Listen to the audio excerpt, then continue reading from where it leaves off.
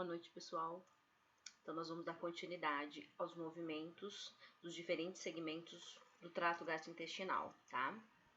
Antes de eu iniciar, mantenham a quarentena.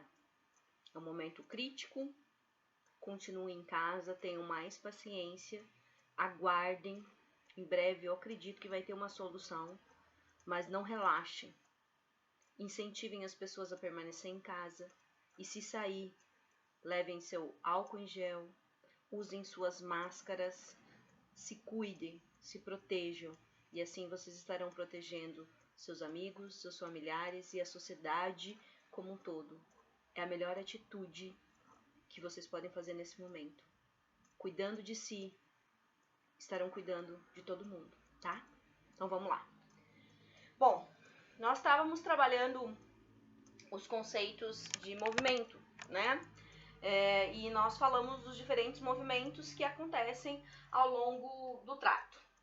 E aí nós iniciamos com a mastigação, falando dos eventos que acontecem na cavidade oral, que aí são decorrentes de um outro controle, porque na verdade é um conjunto de musculatura esquelética que é controlada voluntária e involuntariamente de um outro modo, mas que é o primeiro movimento que acontece quando o alimento entra em contato com o nosso trato.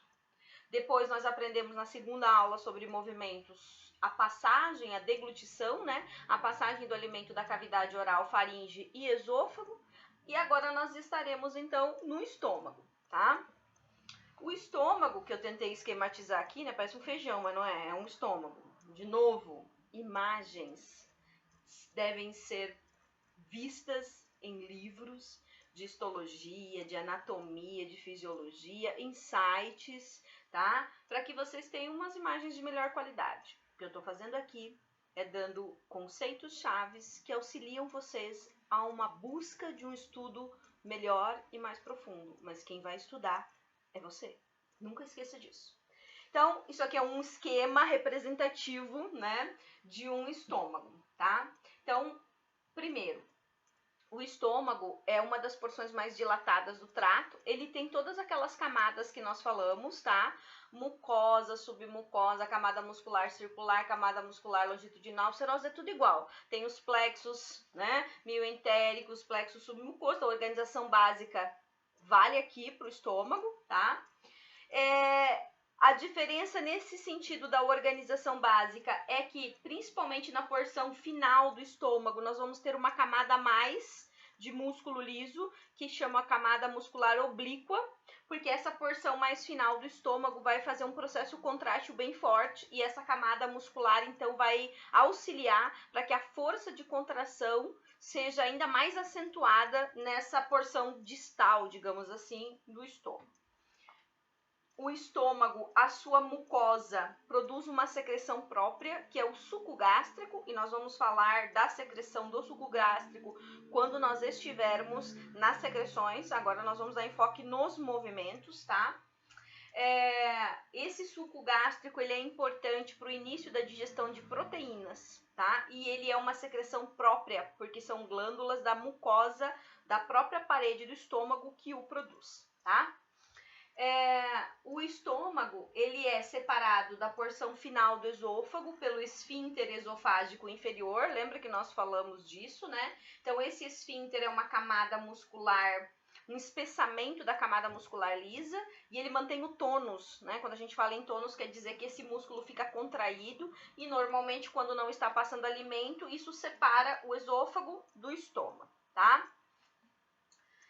Lembrem que essa contração tônica ela é importante porque ela mantém um conteúdo no interior do estômago, ele é muito ácido, né? E essa acidez ela pode vazar, ela pode atingir o interior do esôfago e isso ser prejudicial. Então essa contração tônica é um processo importante para separar essas duas cavidades, cujo pH é bem distinto, tá?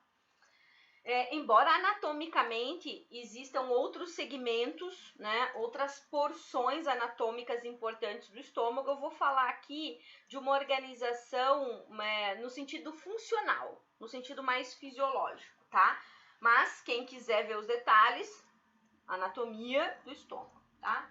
Então, o estômago é separado do esôfago pelo esfíncter esofágico inferior e ele também é separado do próximo segmento. Aqui embaixo, o próximo segmento seria o duodeno, tá? Então, ele também é separado do duodeno por um esfíncter chamado esfíncter pilórico, tá? Então, imagine uma porção mais dilatada do trato gastrointestinal que forma, então, o estômago, separado, né, do esôfago por um esfíncter e do duodeno por outro. Eu posso dividir o órgão em basicamente duas regiões funcionais, tá? Esse começo do estômago, o início do estômago, quer dizer, a porção mais próxima ao esôfago, até mais ou menos o meio do corpo, é uma porção do órgão que é mais dedicada a receber e acomodar o alimento. Esta porção aqui, portanto, sofre um processo chamado relaxamento receptivo, tá? Então, o relaxamento receptivo é a capacidade que as porções mais iniciais do estômago, que é o fundo gástrico e o corpo, têm de relaxar e acomodar sucessivas camadas de alimento, porque vocês devem ter noção que durante uma refeição, nós normalmente vamos fazendo vários ciclos de deglutição, e essas camadas são sucessivamente armazenadas no estômago. E para evitar que isso leve a uma pressão muito grande no órgão, essa camada inicial, essa porção, inicial do órgão, que é a região do fundo do estômago até mais ou menos o meio do corpo, ela faz o que nós chamamos de relaxamento receptivo, quer dizer, as paredes musculares relaxam e permitem eu ir acomodando volumes cada vez maiores no interior do órgão, tá? Esse relaxamento receptivo é um processo neuralmente controlado, tá? Então, o relaxamento receptivo é regulado por um processo denominado reflexo vago-vagal. Vou chamar aqui de reflexo vago-vagal. Então, o reflexo vago-vagal é o primeiro tipo de movimento, digamos assim, da parede muscular do estômago, cuja função é relaxar a parede do órgão, né, e permitir com que ele vá acomodando o bolo alimentar que está sendo encaminhado até ele. Eu chamo isso de relaxamento receptivo, envolve principalmente o fundo até a metade do corpo e é regulado por um reflexo chamado vago-vagal. Então, vamos entender um pouco sobre isso. Imagine que o seu estômago, quando não está com o alimento no seu interior, as paredes dele estão relaxadas, as paredes musculares. E a parede está colabada, né? Ele está vazio, as paredes quase que se encostam, porque existe pouca secreção, existe pouco alimento ali. Quando inicia um processo de mastigação e de deglutição, que esse esfíncter aqui relaxa para passar uma determinada quantidade de alimento, essas primeiras porções do alimento que chegam no interior vão provocar uma distensão da parede da mucosa. Essa distensão, esse processo mecânico que distende a parede, porque a parede estava murchinha, tipo um balão que vai enchendo de água, ele vai provocar sinais.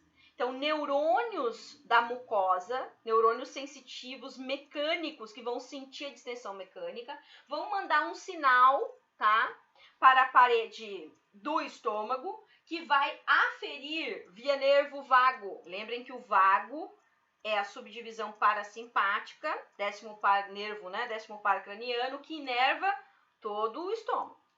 Então, os neurônios do nervo vago vão receber essa informação, porque eles também estão ali.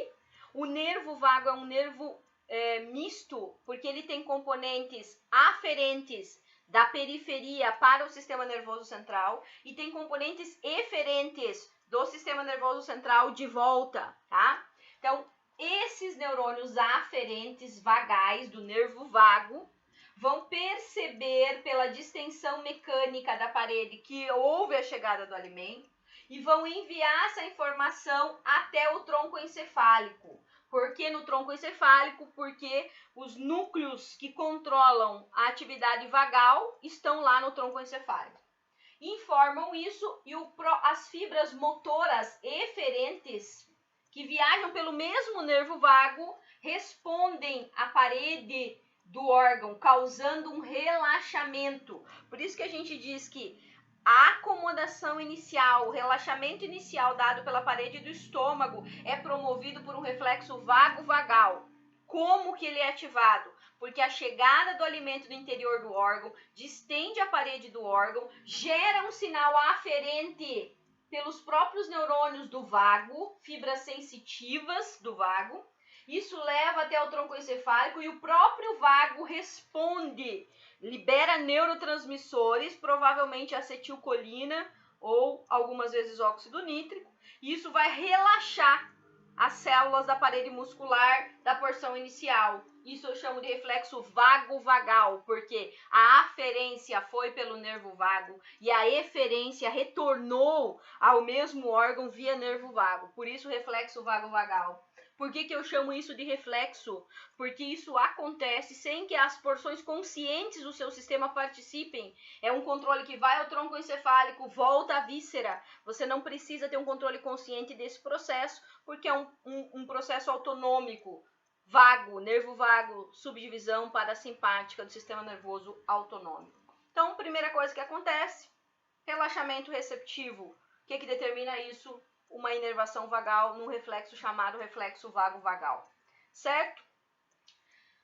Eu vou, então, acomodando, né? Fiz quantias aí de alimento no interior do estômago. E aí, então, da porção, né, mais ou menos do meio do corpo para o final, eu tenho essa região aqui que tem a camada terceira de músculo, que é mais espessa, a camada oblíqua. Essa região é chamada de antropilórica, que se estreita aqui e vai afunilar lá no final do órgão, que é onde tem o esfíncter pilórico. Esta região do meio para baixo, a região antropilórica, tá, do órgão, ela vai iniciar contrações poderosas, anéis contráteis, que vão do meio do estômago empurrando o conteúdo para baixo, tá? E vão iniciar um movimento importante do estômago, que é chamado de retropulsão, tá? Então, aqui eu tenho um movimento da parede do estômago, do meio do corpo para baixo, para a região antropilórica, que comprime o alimento e força esse alimento para essa região mais estreita, certo? Este movimento recebe o nome de retropulsão.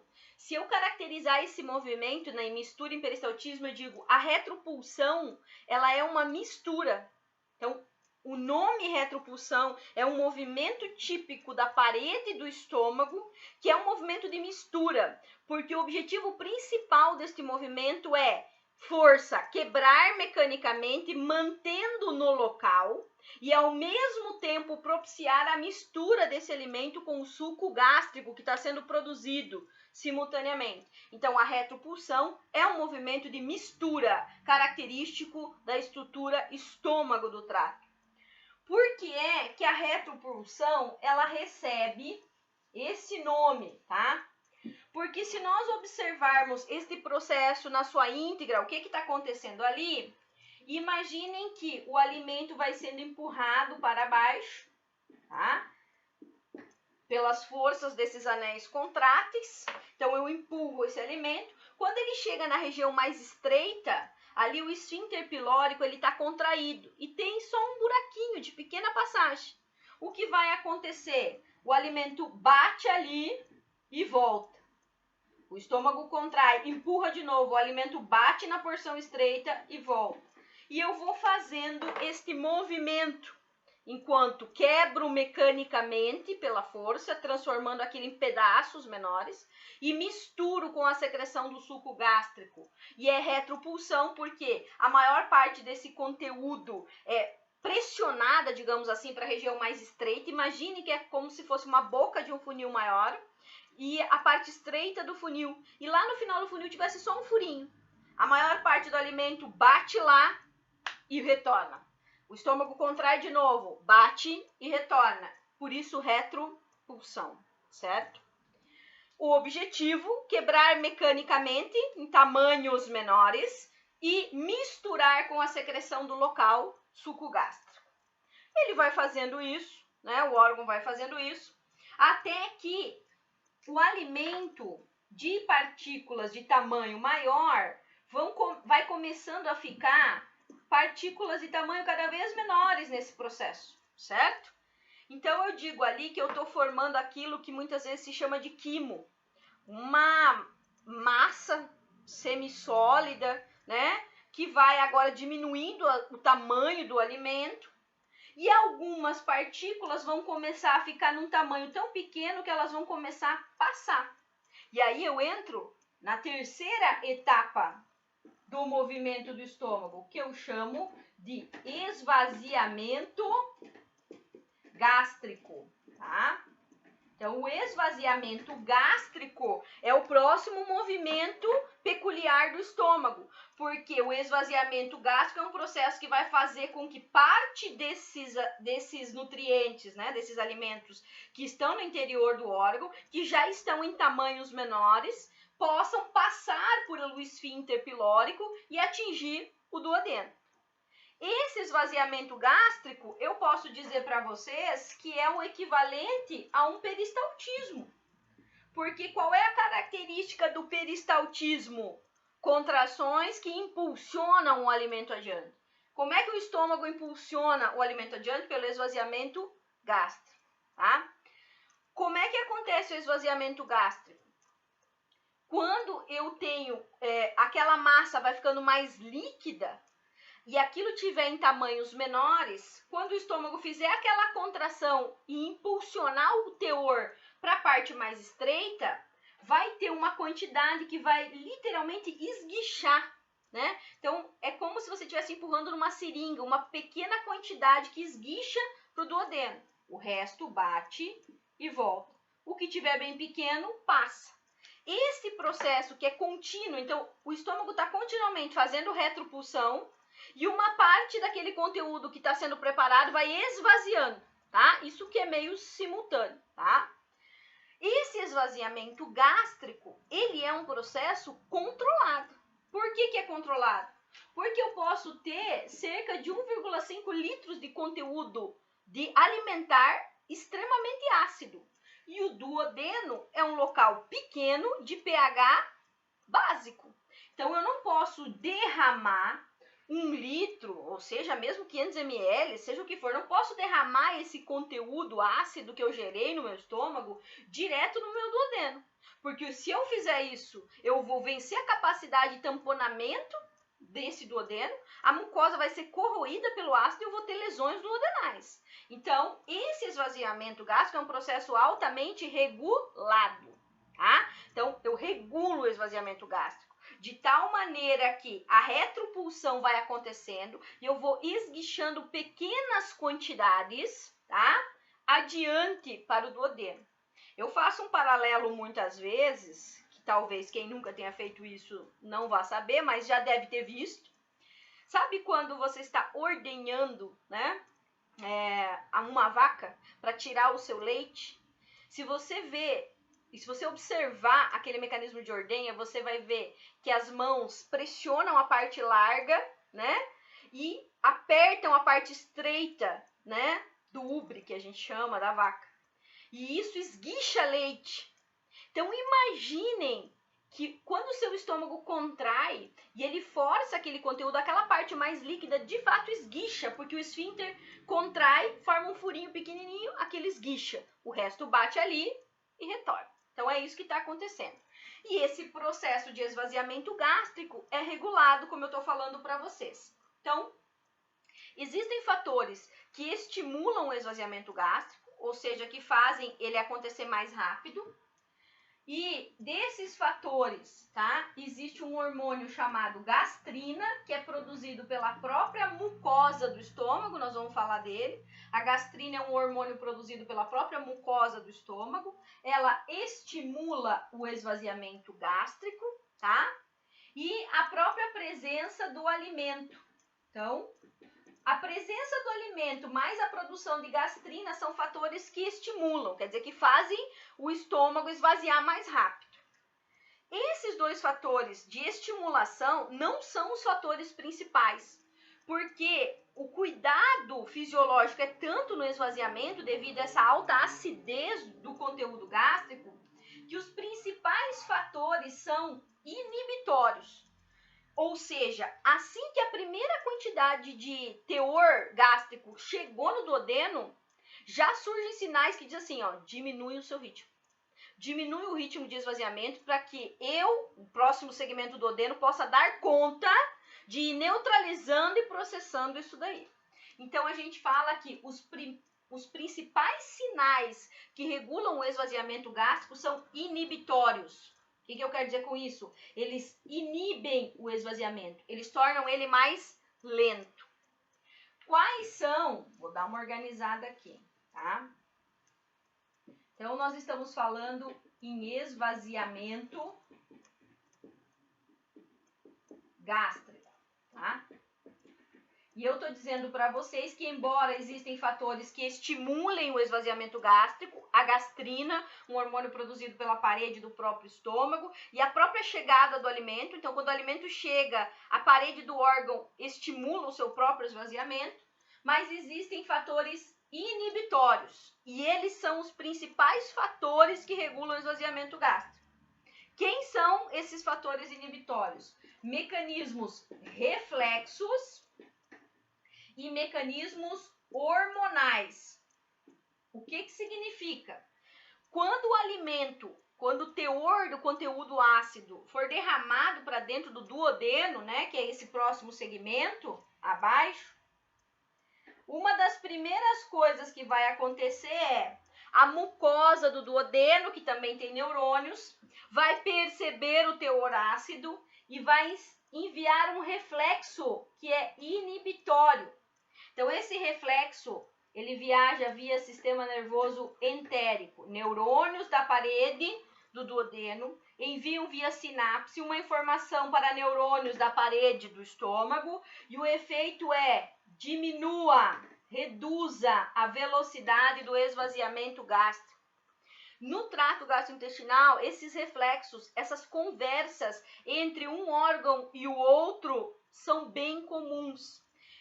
Muitas vezes esses reflexos são chamados de reflexos enterogástricos. Então, o que é um reflexo enterogástrico? De uma porção intestinal para uma porção estomacal. Então, nesse meu exemplo, a chegada de conteúdo ácido no duodeno avisa neurônios da parede do duodeno que se comunicam com neurônios da parede do estômago e reduzem o esvaziamento, diminuem, para que dentro do duodeno se dê conta de processar aquele teor ácido antes de mandar mais teor, tá? Aí eu falei que existem reflexos inibitórios ou controles inibitórios do esvaziamento que são hormonais. 2 hormônios, colecistocinina, que a gente conhece pela sigla de CCK, e secretina, tá? Então, existem 2 hormônios, colecistocinina, CCK, eu vou falar deles mais adiante, mas aqui é importante vocês saberem. A CCK e a secretina são hormônios produzidos na mucosa do intestino, tá? Então, no duodeno, no intestino, no jejuno, no ilho, ali tem células produtoras de hormônios, que entre eles a colecistocinina, que é a sigla CCK, e a secretina. Estes hormônios são liberados quando o conteúdo ácido chega. Então, essas células têm condição de identificar a acidez, o pH. Elas também identificam outros elementos, tá? O teor de gordura, o teor de proteína, isso também é identificado por neurônios da mucosa. Aí, essas células da mucosa liberam a CCK e a secretina, sinais hormonais. Por que eu chamo de hormonais? Porque serão liberados no sangue. E via sangue, esses hormônios chegarão à parede do estômago e também vão controlar, vão reduzir a velocidade do esvaziamento gástrico. Então, o processo mais importante que regula a motilidade, o movimento do esvaziamento gástrico é um processo inibitório, porque os sinais amenizam a velocidade, diminuem a velocidade, para permitir uma entrega mais lenta para o próximo segmento. Esses sinais são mecanismos reflexos inibitórios que neurônios da parede do duodeno e do intestino, via sistema nervoso entérico, comunicam a parede do estômago, inibindo a velocidade e a força contrátil, no sentido de diminuir o esvaziamento. Nós também temos sinais hormonais, ou seja, hormônios produzidos por células endócrinas da parede do duodeno, de todo o intestino. Que hormônios? Dois principais, tá? Não que só sejam esses, mas esses são os principais. A colecistocinina e a secretina, que também vão via sangue, por isso ação hormonal, voltar na parede do estômago e auxiliar nessa redução, tá? Então, estes são os eventos que caracterizam os movimentos típicos do órgão, né? Chamado estômago. Então, para nós fecharmos. Primeiro evento, relaxamento receptivo. A chegada do alimento inicia uma distensão mecânica da parede do órgão. Isso gera um sinal aferente que viaja via nervo vago e volta via nervo vago, então reflexo vago-vagal. Essa ação promove um relaxamento da porção inicial do estômago, do fundo e do corpo, e permite acomodar camadas sucessivas de alimento no interior do órgão, sem causar um aumento de pressão. Posteriormente, eu vou ter um início do meio do estômago para baixo de anéis de forças contráteis que vão impulsionar esse alimento e esmagar esse alimento na direção mais estreita do órgão, chamado região antropilórica. Isso vai gerar um movimento de bater na região estreita e retornar para o meio do corpo, ser direcionado de novo até lá e voltar, que nós chamamos de retropulsão. Retropulsão é um movimento de mistura característico do estômago que visa quebrar mecanicamente e misturar ao suco gástrico. Quando as partículas estiverem mais fragmentadas, num tamanho ideal, algumas dessas partículas, numa condição semilíquida ou semissólida, irão passar pelo estreito do esfíncter pilórico, que fica no final do órgão, esguichando, né, para o próximo segmento, que é o duodeno. Devido à acidez que é derramada no duodeno, esse conteúdo, né, e a quantidade desse esvaziamento vai ser regulada, né, por um processo de controle do esvaziamento gástrico. O esvaziamento gástrico é controlado e ele é o movimento de peristaltismo, porque é ele que está enviando adiante o conteúdo. É controlado por sinais que são primariamente inibitórios, ou seja, mecanismos que inibem a velocidade desse processo para tornar ele mais adequado ao controle do pH no próximo segmento e também permitir a digestão, nós vamos falar disso, tá? Esses reflexos são reflexos inibitórios, chamados reflexos enterogástricos, de neurônios da parede do sistema nervoso entérico do intestino para neurônios da parede do sistema nervoso entérico do estômago, diminuindo o ritmo. O reflexo do intestino para a parede, por isso o reflexo enterogástrico.